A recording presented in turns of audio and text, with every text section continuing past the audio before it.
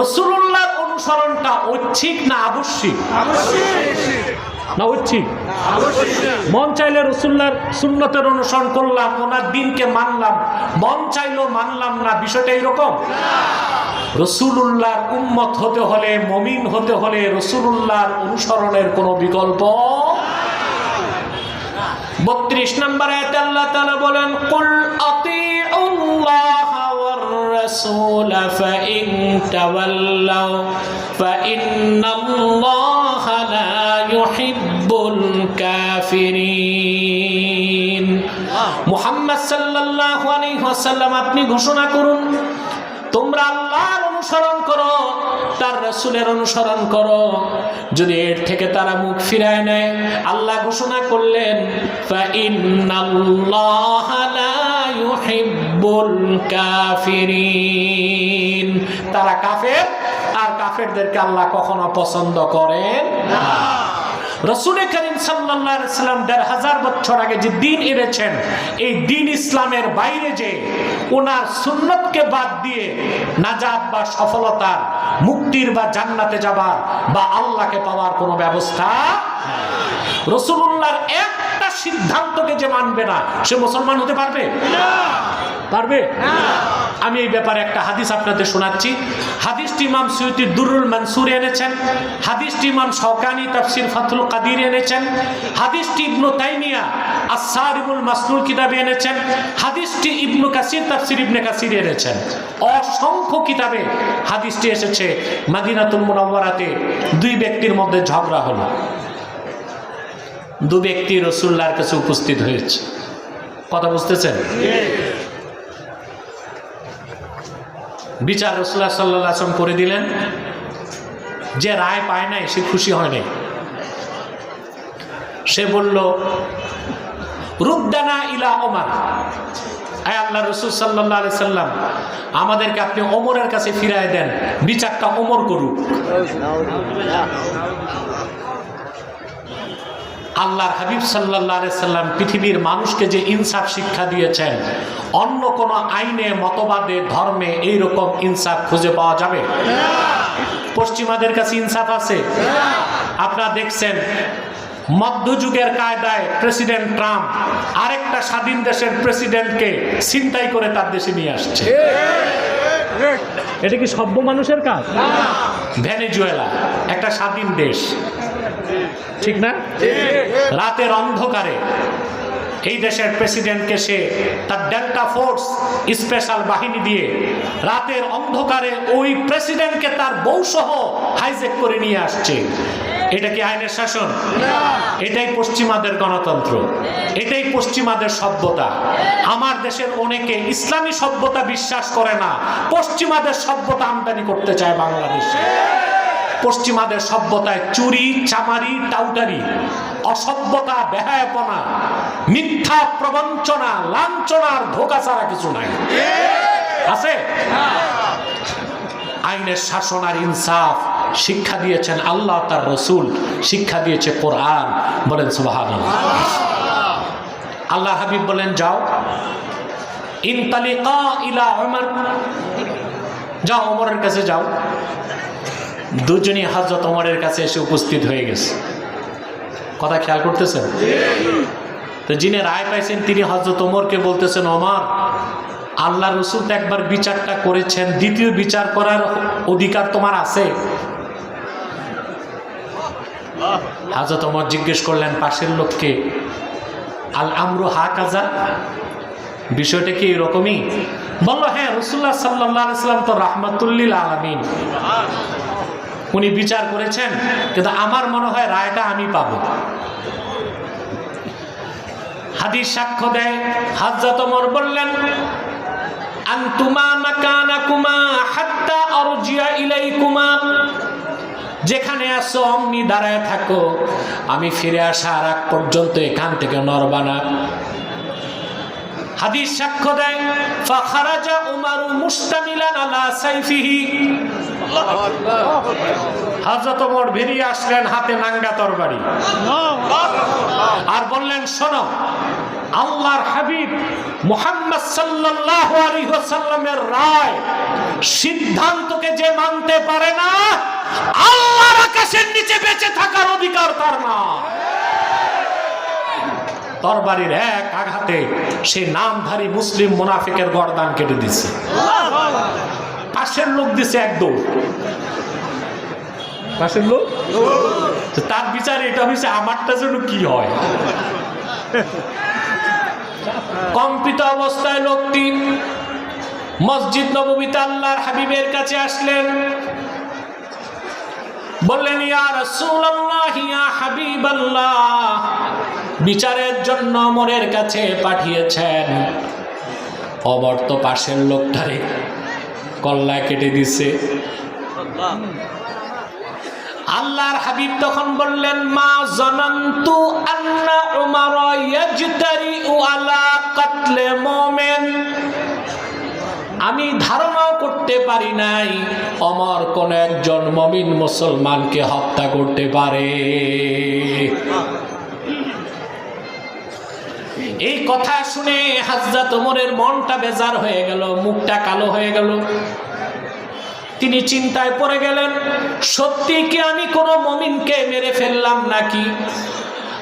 হাদিস সাক্ষ্য দেয়, হযরত ওমরের সিদ্ধান্তের পক্ষে আল্লাহ 21টা আয়াত নাজিল করেছেন। সুবহানাল্লাহ কইবেন না? কতটা? এই জন্য হযরত ওমরকে বলা হয় মুহাদ্দাস, মুহাদ্দিস না। রাসূলুল্লাহ সাল্লাল্লাহু আলাইহি ওয়াসাল্লাম বলেছেন, ও মুহাদ্দাসু উম্মতি ওমর ইবনুল খাত্তাব, আমার উম্মতের মুহাদ্দিস হচ্ছে ওমর ইবনুল খাত্তাব। মুহাদ্দিস না, মুহাদ্দিস যিনি হাদিস রওয়ায়াত করেন, মুহাদ্দিস যার মতের পক্ষে ওহী নাজিল হয়। সুবহানাল্লাহ। হযরত ওমরের পক্ষে কয়টা আয়াত নাজিল হয়েছে? হযরত ওমর চিন্তায়, আপনার কষ্ট হচ্ছে ভাই? শুনতেছেন? বিষয়টা বুঝতেছেন? হযরত ওমর চিন্তায় পড়ে গেলেন, তাহলে আমি কি কোনো মুসলমানকে মেরে ফেললাম? আল্লাহ কোরআনের আয়াত নাজিল করে দিলেন ওমরের পক্ষে। আল্লাহু আকবার। আল্লাহ ডাক দিয়ে বললেন, ফালা ওয়া রাব্বিকা লা ইউমিনুনা হাত্তা ইউহাক্কিমুকা ফীমা শাজারা বাইনাহুম থুম্মা লা ইয়াজিদু ফি আনফুসিহিম হারাজাম মিম্মা কাদাইতা ওয়া ইউসাল্লিমু তাসলিমা। কোরআনের আয়াত নাজিল করে আল্লাহ বললেন, মুহাম্মদ সাল্লাল্লাহু আলাইহি ওয়াসাল্লাম, আপনার রবের কসম, আপনার সাহাবীগণ যতক্ষণ পর্যন্ত তাদের সৃষ্ট বিরোধের ক্ষেত্রে আপনার সিদ্ধান্তকে বিনা প্রশ্নে খুশি মনে মেনে না নিবে, আমি আল্লাহ কসম করে বলি তারা মুসলমান হতে পারে না। যে লোকটা আপনার রায় মানে না, সে তো মুসলিম নয়, কাফের। ওমর কোন মুসলমানকে হত্যা করে নাই, কাফেরকেই হত্যা করেছে। তাহলে জানতে চাই, রাসূলুল্লাহর অনুসরণটা কি ঐচ্ছিক না আবশ্যিক? যদি আপনি মুসলিম হতে চান, আল্লাহর আখিরি নবী নূর নবীজি আমার মুহাম্মদ মুস্তাফা সাল্লাল্লাহু আলাইহি ওয়াসাল্লাম ১৫০০ বছর আগে যে দ্বীন এনেছেন, সেই পরিপূর্ণ দ্বীনকে বিশ্বাস করে দ্বীনের তাবেদারি করতে হবে। রাসূলুল্লাহ রেখে যাওয়া সুন্নতের অনুসরণ করতে হবে। এরই নাম ইত্তেবায়ে রাসূল। রাসূলুল্লাহর ইত্তেবা, অনুসরণকে আল্লাহ আবশ্যক করে দিয়েছেন। মুসলিম হতে হলে রাসূলুল্লাহর দ্বীনকে মানতে হবে, ওনার সুন্নতের অনুসরণ করতে হবে। ঠিক কিনা বলেন? এই ক্ষেত্রে আল্লাহর হাবিব মুহাম্মদ সাল্লাল্লাহু আলাইহি ওয়াসাল্লাম ১৫০০ বছর আগে যে দ্বীন ইসলাম এনেছেন, সেই দ্বীনের বাইরে, রাসূলুল্লাহ রেখে যাওয়া সুন্নাহর বাইরে, আদর্শের বাইরে মুসলমান ব্যক্তি জীবন, সমাজ জীবন, রাষ্ট্র জীবন, শিক্ষা জীবন, সাংস্কৃতিক জীবন, রাজনৈতিক জীবন, আইন আদালত, যুদ্ধ, শিক্ষা, সংস্কৃতি, পোশাক আশাক, ইবাদত বন্দেগী, জীবনের কোন ক্ষেত্রে অন্য কোন ধর্ম, কোন মতবাদ, কোন আদর্শকে গ্রহণ করতে পারে না।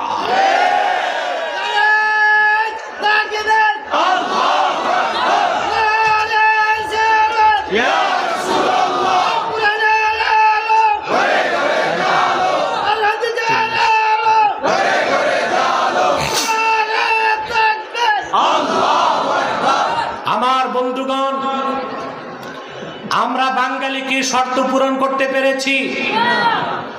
আমরা কি শরিয়া পদ্ধতির আইন নিতে পেরেছি?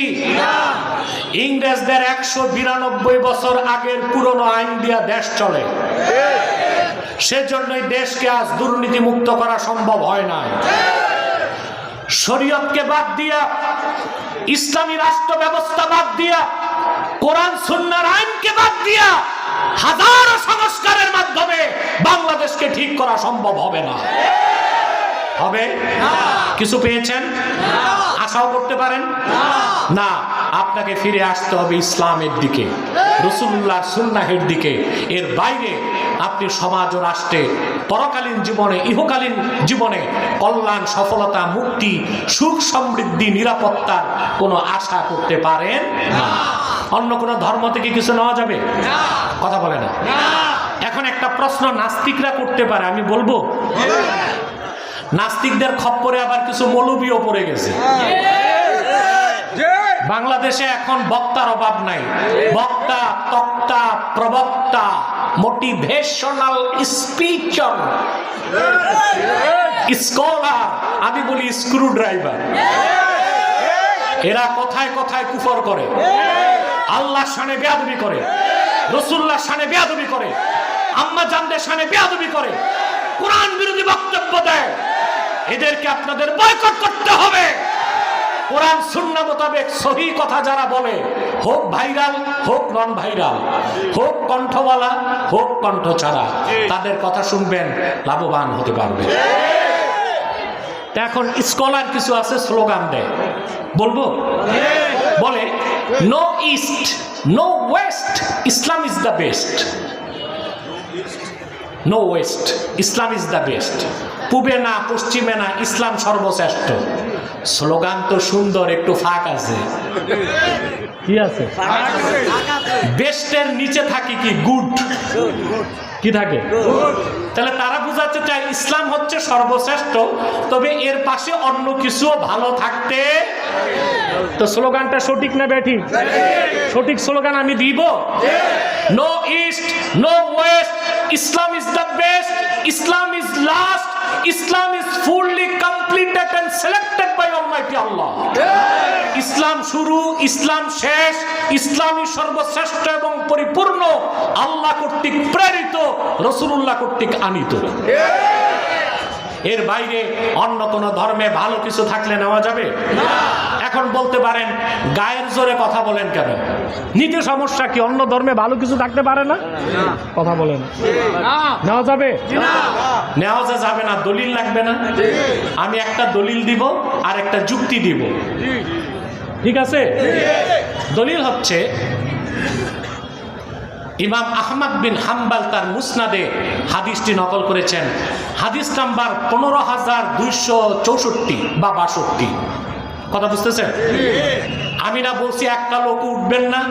আপনাদেরকে শয়তান এত জলদি কিভাবে ধরে?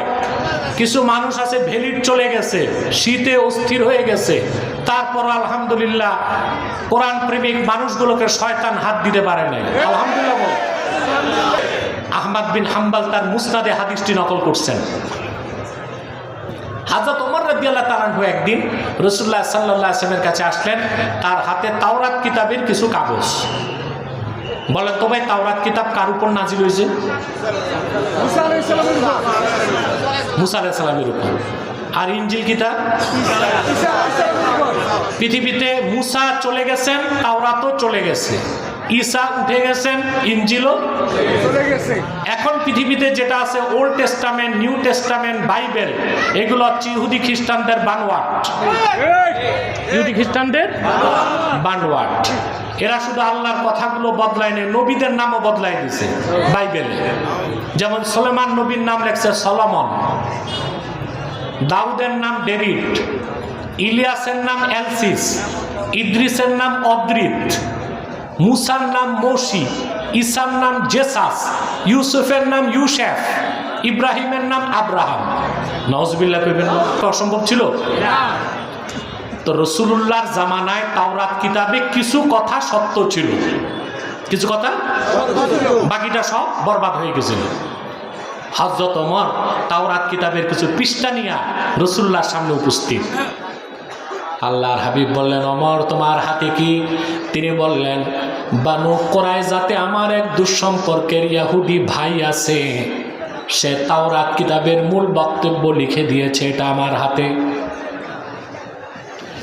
কথাটি শোনার সঙ্গে সঙ্গেই আল্লাহর হাবিব সাল্লাল্লাহু আলাইহি ওয়াসাল্লাম এত বেশি রাগান্বিত হলেন, ওনার নূরের চেহারায় রাগের প্রকাশ ঘটল। হাদিসের রাবি বলেন, আমি হযরত ওমরকে বললাম, আলা তারা বিওয়াজহি রাসূলিল্লাহ সাল্লাল্লাহু আলাইহি ওয়াসাল্লাম, ওরে ওমর, তোমার এই কথায় রাসূলুল্লাহ কতটুকু নারাজ হয়েছেন তুমি কি তা দেখো না? বুঝতে পেরে হযরত ওমর আল্লাহর হাবিবের সামনে যে হাঁটু গেড়ে বসে গেলেন আর পড়তে লাগলেন, রাদিতু বিল্লাহি রাব্বা, পড়েন, রাদিতু বিল্লাহি রাব্বা ওয়া বিল ইসলামি দীনা ওয়া বি মুহাম্মাদিন সাল্লাল্লাহু আলাইহি ওয়াসাল্লাম রাসূলা। আল্লাহর হাবিবের গুসা চলে গেল। তারপর আল্লাহর হাবিব যে নসিহত করলেন, আমি হাদিস শরীফ থেকে তা শোনাচ্ছি, কান পেতে শুনতেছেন? কানে শুনবেন, মনের পাতায় লিখবেন।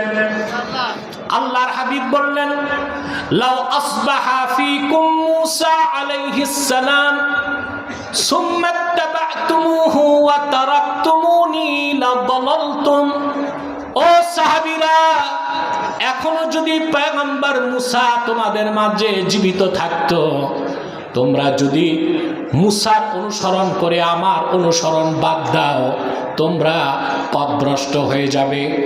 অন্য হাদিস ইমাম আহমদ বিন হাম্বল রওয়ায়াত করেছেন, রাসূলুল্লাহ সাল্লাল্লাহু আলাইহি ওয়াসাল্লাম বলেছেন, লাউ কানা মূসা হাইয়া মা ওয়াসিআহু ইল্লা ইত্তিবাই।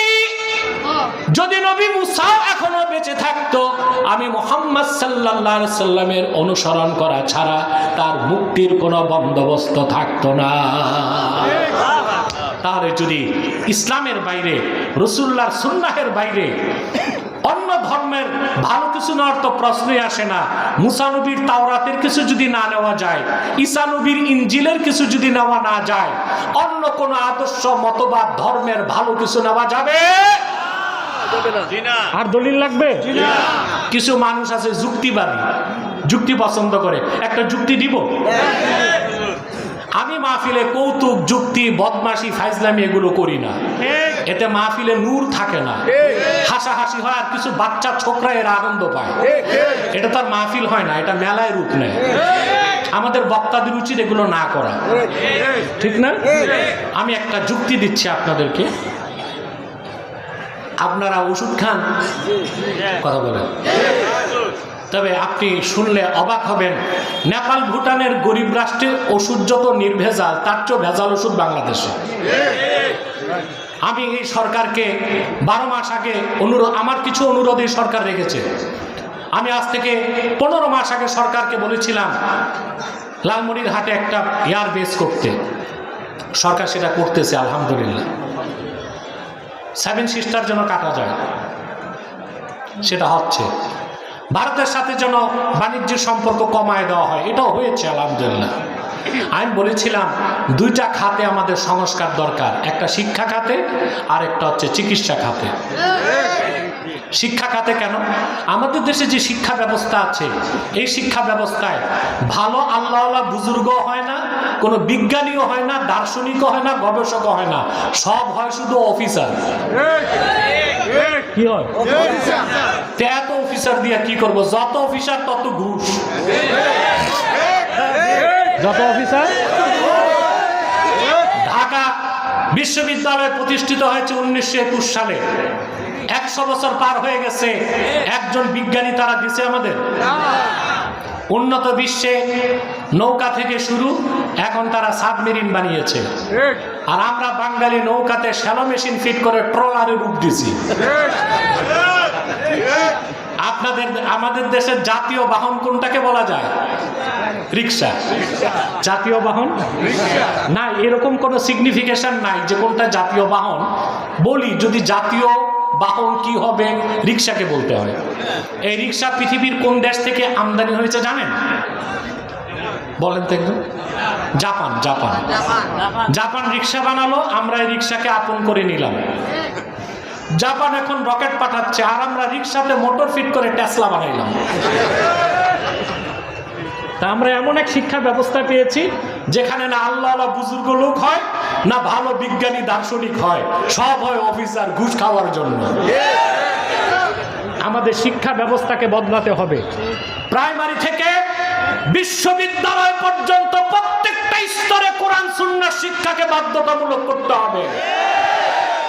সাথে বিজ্ঞান, ভূগোল, ইতিহাস, প্রযুক্তি, artificial intelligence, robotic science, computer science, physics, chemistry, zoology, botany, cosmology সব থাকবে। এই শিক্ষায় শিক্ষিত হলে একজন নাগরিক হবে যোগ্য মুসলিম, আরেকদিকে হবে যোগ্য বিজ্ঞানী, দার্শনিক, কবি, প্রযুক্তিবিদ, এসপি, ডিসি, সচিব, আমলা, কামলা। ঠিক কিনা বলে? তা আমাদের শিক্ষা ব্যবস্থা বদলানো দরকার কিনা? আরেকটা সংস্কার দরকার। আমি সরকারকে আগেও বলেছি, আজও বলছি, চিকিৎসা খাতে। কোথায়? দেশে একটা দুইটা হসপিটাল আছে, তাও বিশ্বমানের ট্রিটমেন্ট নাই। এখানে ট্রিটমেন্ট করতে গেলে বাড়িঘর বিক্রি করতে হয়। আর যত হসপিটাল দেখেন, আমার মনে হয় সারা বাংলাদেশে এত ক্লিনিক আর হসপিটাল নাই কুমিল্লাতে যত ক্লিনিক আর হসপিটাল। এক ধান্দার ব্যবসা। হসপিটাল একটা দিলেই হইল। আপনি জানেন এমআরআই মেশিনের দাম কত? একটা সিমেন্ট কোম্পানি জার্মানের এমআরআই মেশিনের দাম 22 কোটি টাকা। আপনি যে হসপিটালে যাচ্ছেন পুরাটার দাম নেই 2 কোটি। কথা বলেন, এখানে আপনি কি ট্রিটমেন্ট পাবেন? এটা দেখার দায়িত্ব সরকারের, এটা দেখে না। সিভিল সার্জনের দায়িত্ব, সে ঘুষ খায় সব ছাড়পত্র দিয়ে দেয়। তো বলছিলাম আমাদের চিকিৎসা খাতকে ঠিক করতে হবে। সেজন্য কি দরকার? ভালো ডাক্তার, ভালো হসপিটাল, আর সবচেয়ে বেশি দরকার নির্ভেজাল ঔষধ। আমাদের ওষুধগুলো ভেজাল, এগুলোতে র ম্যাটেরিয়াল কম, আটা ময়দা বেশি, আর জিঞ্জিরায় যে ইনজেকশন হয় সব ডাবের পানি। তো যে কথা বলছিলাম, যুক্তি দিচ্ছি, একটা যুক্তি। ক্যান্সারের কেমোথেরাপি সবচেয়ে বেশি দাম। এটা যদি বিদেশেরটা কিনেন, এক শিশির দাম 1 লাখ টাকা। এখন আপনি এক শিশি কেমোথেরাপি কিনছেন, ওখানে তারিখ লাগবে না? কথা বলেন। তারিখ দেওয়া আছে 2026 জানুয়ারি 8 তারিখ রাত 12টা পর্যন্ত টাইম। 2026 8ই জানুয়ারি রাত 1টায় এই শিশির দাম কত? কিনছেন তো 1 লাখ টাকা দিয়ে, 1 পয়সা না, কারণ ডেট এক্সপায়ার্ড, মেয়াদ। মুসা নবী আল্লাহর কাছ থেকে যে শরীয়ত এনেছেন তার মেয়াদ চলে গেছে। ঈসা নবী যে দিন এনেছিলেন তার মেয়াদ চলে গেছে। আর আল্লাহর আখির নবী মুহাম্মদ সাল্লাল্লাহু আলাইহি ওয়াসাল্লাম 1500 বছর আগে যে দিন ইসলাম এনেছেন তার মেয়াদ ছিল, আছে, কিয়ামত পর্যন্ত থাকবে। সেই ইসলামের বাইরে যে অন্য কোনো ধর্মতন্ত্র মতবাদ থেকে ভালো কিছু থাকলেও নেওয়া যাবে না। ওগুলো কোনোটা মেয়াদ চলে গেছে, কোনোটা বাতিল, কোনোটা ভেজাল, কোনোটা বিষ।